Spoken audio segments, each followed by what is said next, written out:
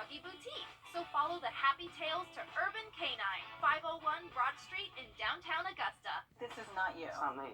Real people, real problems, real life solutions. Investigate TV Plus. Thanks for watching News 12 on your side. Live from Augusta, you're watching News 12 live at 5. Well, inmates rioting in a South Carolina detention center as the Department of Justice investigates alleged poor living conditions. Just ahead, we'll break down what we know so far. But first, the VA just announced more than $1 billion in grants to help homeless and at-risk veterans. Here in Augusta, the VA held an event this morning showcasing the help available for our veterans. Our Hallie event and how our local veterans are getting this help. Well, the Stand Down Resource Fair happens one day every year, but the VA wants to make sure veterans know resources are available every day to help them turn their lives around. When veterans return home, life isn't always the way it was when they left. Oftentimes, they find themselves struggling with mental health. Homeless are at risk from becoming homeless, and that's where Veterans Stand Down comes into play. With events like this, men and women can come get toiletries, food, and even a haircut. But they also provide connection and resources to help veterans rebuild their life. We have a lot of veterans that are aging and disabled. They're on fixed incomes, and it's really difficult for them to make that money stretch each month, especially with the housing, the rent prices going up. And so today is a day that we're able to give back to them. They've been able to get hygiene items, surplus items, a haircut, and a hot meal. We've been able to connect veterans with mental health services, substance use services, housing programs, and different community resources to help address their needs. Now, coming up all new tonight on News 12 at 6 o'clock, we're hearing how the new model for the VA is helping our veterans. All right, thanks, Hallie. A lot of money going to help some of our veterans in our community. Should be good to see where that goes and to see how it can help them as well. The need certainly is there. Thanks, Hallie. Well, talking about weather now, we are looking at some cloudy conditions rolling in right now. Looking at visible satellite, we're starting to lose the picture here now that the sun is getting close to sunset. So you can see that the picture's fading, but before it did, you can definitely tell that flow of cloud cover pushing in from the Gulf of Mexico, associated with the area of low pressure down there that is causing some rainfall across the Gulf Coast states and also back through portions of Louisiana as well. As we look at rainfall chances for us tonight into tomorrow morning, not looking at any real rainfall chances until we move a little bit closer towards the sunrise for tomorrow. Could see a few isolated scattered showers kicking up before midday, and those rainfall chances do go up just a bit once we do move past midday later into your Wednesday. But the next 3 days, we are going to be looking at rainfall chances in the forecast. As we head towards the weekend, though, timing things out right now for it to be a pretty nice weekend, mostly sunny skies, and those temperatures also a tad bit better because we are in store for a big cool down heading into tomorrow. Right now, we're looking at temperatures in those low to middle 60s, so we are already starting that decline of our temperatures as that sun just continues to lower in the sky, and we'll be setting right around 5:30 again for this evening. We're looking at temperatures falling into the 50s quickly after sunset, but the cloud cover will prevent us from seeing those 40s all too quickly heading into tomorrow morning. A lot of us, though, could wake up with those upper 40s at least, closer to 50, especially for those areas that see more cloud cover through tonight. We'll talk more about rainfall chances in detail, but let's take a look at some traffic. And now, first alert traffic. Well, first, taking a look outside of our studios here, we're seeing a nice flow of traffic. It looks like off of Interstate 20. Riverwatch Parkway seeing a little bit of a backup here as you're approaching that overpass there that crosses right over the parkway in terms of the interstate, but not really too uncommon for this time as a lot of people are making that commute home, maybe from North Augusta back into Columbia County. As far as Grovetown, we're also just seeing that usual backup of cars off of exit 190 westbound at this time along Lewiston Road. Still pretty busy out there, but we're definitely going to talk more about these clouds rolling in and also rainfall chances for the next few days coming up. All right, thanks, Mikkel. We're learning more this evening about a riot and a fire that broke out at a South Carolina detention center. Now, 1 inmate is in the hospital and 14 inmates are facing additional charges for the incident, which happened Sunday night in Columbia. As Ashley Jones shows us, there's video capturing the chaos as it unfolded.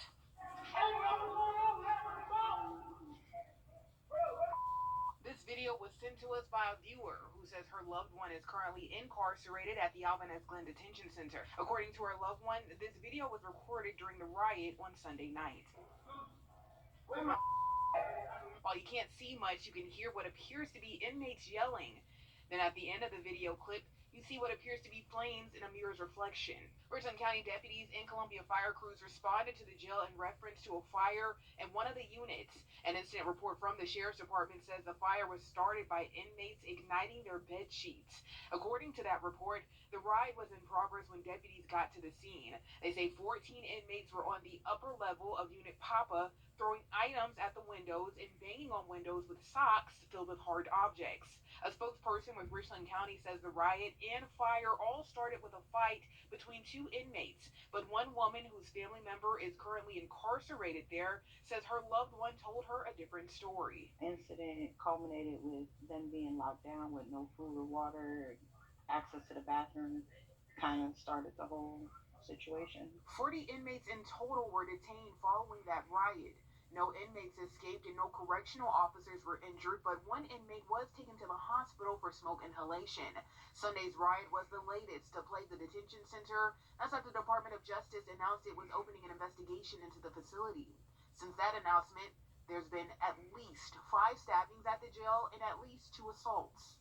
We have what appears to be the implosion of a jail system. Hayden Smith is a criminology and criminal justice professor at the University of South Carolina.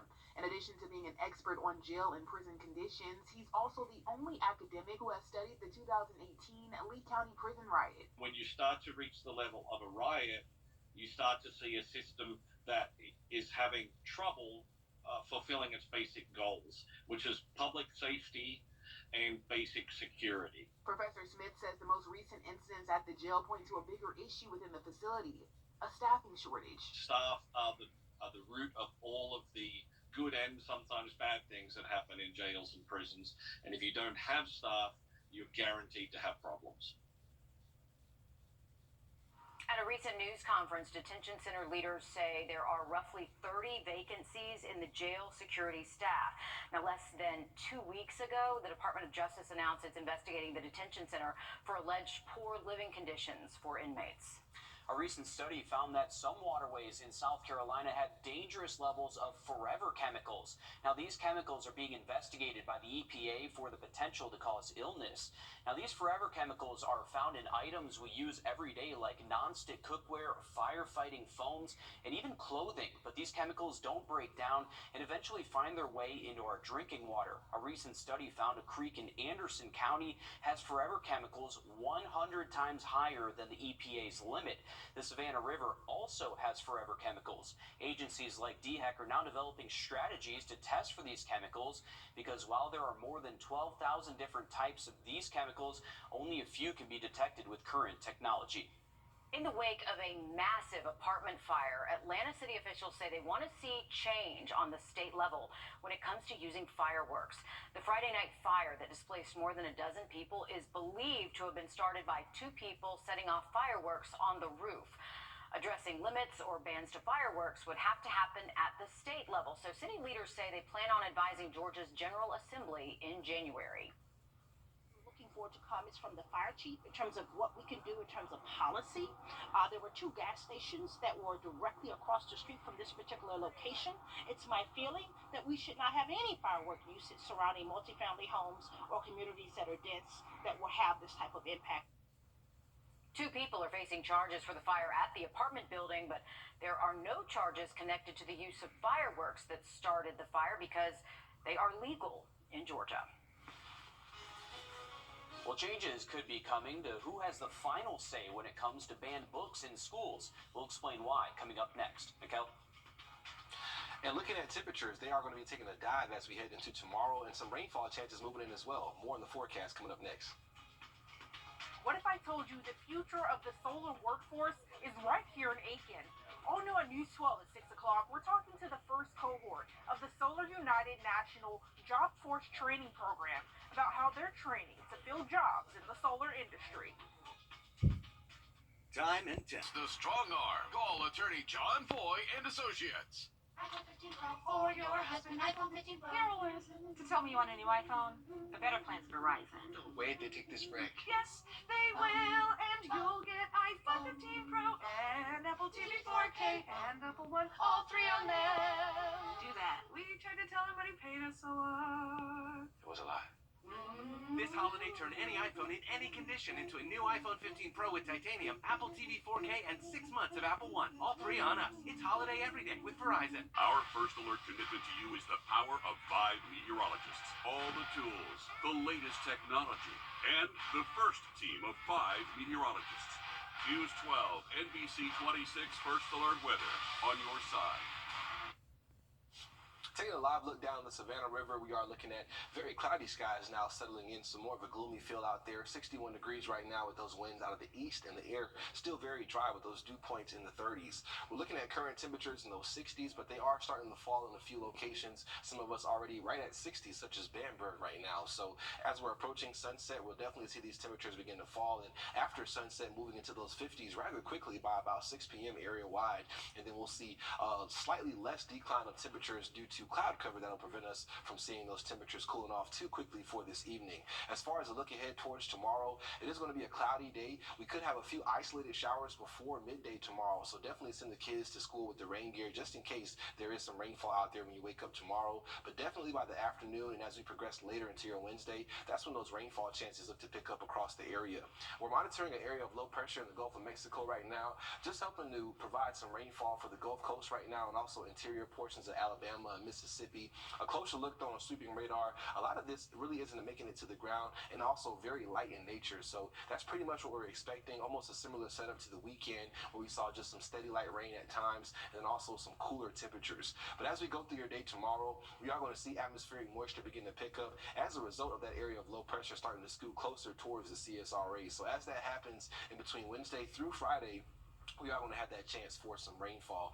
Moving through tonight, though, you can see definitely keeping things pretty cloudy for the majority of this evening. Waking up tomorrow, as I said before midday, not going to rule out a few isolated showers, but also pay attention to the temperatures for tomorrow. Approaching midday, we're looking at those temps around those 50s, and then as we go into the afternoon, we could see temperatures falling back into those lower 50s and middle 50s as that northeast flow of wind does really create those wedge-like conditions for tomorrow. Just a lot of that cold air being pushed up against the Appalachian mountain range. So as a result, we'll have some warmer and moist air going on top of that, and that could result in some light rainfall at times, but not saying that's going to be a steady rain throughout the day.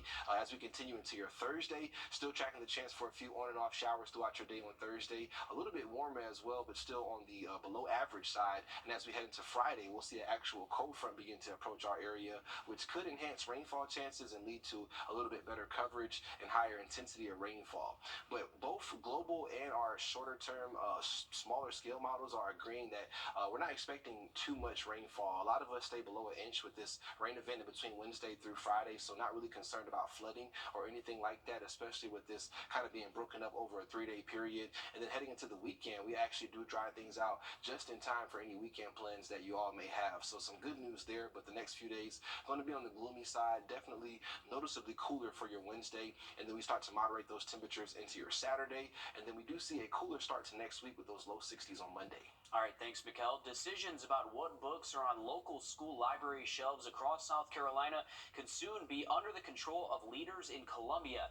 It comes as conservative groups' challenges to school library books are growing nationwide, especially targeting materials with racial or LGBTQ+ themes. Our State House reporter Mary Green has the details from Columbia, where the new plan was before South Carolina's State Board of Education for the very first time today. Right now, if someone doesn't think a school library book is appropriate, they can file a complaint with the school district and its board. If that person doesn't agree with their local school board's decision, that's generally the end of the conversation. But under this new proposed regulation, the person would then be able to appeal to the State Board of Education. The state board would have final say over whether that book can be on shelves in the district where it was challenged and in every other school library across South Carolina, because the state board's ruling would apply statewide. This regulation outlines a two-pronged test to determine if materials are okay. They must be educationally suitable and aligned with the purpose of South Carolina's instructional program, state standards, and age and developmentally appropriate. The proposal says books are inappropriate if they include descriptions or depictions of sexual conduct, or those considered obscene or indecent under the law. Freedom to read does not mean freedom to give a child material that he or she is not prepared to process emotionally. But other parents and educators told state board members Tuesday that this would strip local school boards of their authority to determine what's in their schools based on their own community standards. With all due respect, we do not want the state coming in and overriding what we've done locally. We don't want the state taking over control of our local school board and our public libraries. The state board advanced this proposal Tuesday, but didn't vote on whether it'll actually adopt it. That's scheduled for early next year, and there will also be an opportunity for public comment on the proposal. Reporting, Chloe. Under this regulation, anyone who lives in a school district would be able to file a complaint about the books in its libraries, regardless of whether they're a parent or have any other connection to the district. Well, her life taken in Israel, but it's being remembered. Sunshade winner for today. Congratulations to Dirk Roberson from Millen, Georgia in Jenkins County. Congrats to you, Mr. Roberson. To enter for your chance to win a Sunshade, you can go to our website at wrdw.com. We'll be back after a short break.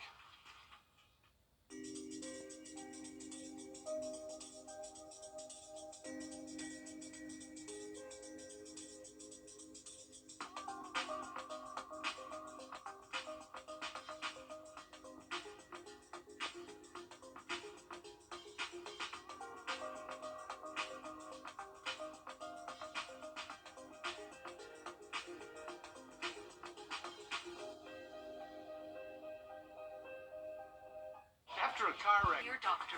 Ask your specialist about Dupixent.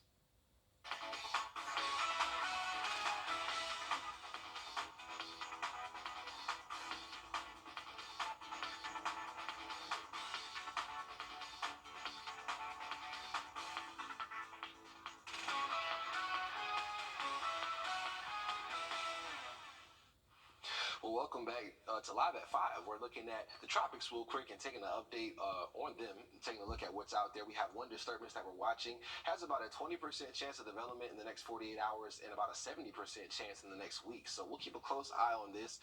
Just a reminder that we only have 2 names left for this hurricane season. So up next would actually be Vince. We've crossed out every other name except for Vince and Whitney, but I don't think we'll be able to get through the last 2 before the end of the season, which is on November 30th. As far as current temperatures, we're looking at those in the 60s right now, but you can see even some 50s starting to pop up for places like Allendale, Barnwell as well, also Thompson. So these temperatures are cooling off now that that sun really is about to set right now, pretty much. But looking at radar, this is our next weather system moving towards the region. Right now in the Gulf of Mexico, this area of low pressure starting to get its act together, firing off some showers across the Gulf Coast for today. We're just seeing some of that outflow cloud cover from it, but no rainfall at this time. But as we continue into tomorrow, maybe even before midday, we could see some rainfall chances moving in, and then the next few days we have that chance for a few on and off showers. Temperatures noticeably cooler for your Wednesday, but as we head towards the weekend, a much improved forecast. All right, thanks, Mikkel. Stick with us. We have more news, weather, and sports coming up after a short break as News 12 Live at 5 continues.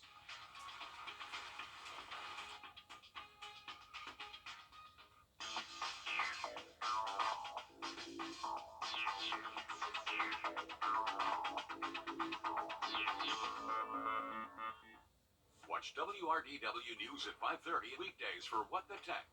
Sponsored by Augusta Preparatory Day School, leading the CSRA in STEM education. iPhone 15 Pro for your husband. iPhone 15 Pro. Carolyn, to tell me you want a new iPhone? The better plan's Verizon. no way they take this break. Yes, they will, and you'll get iPhone 15 Pro and Apple TV 4K and Apple One, all 3 on them. Do that. We tried to tell him, but he paid us a lot. It was a lie.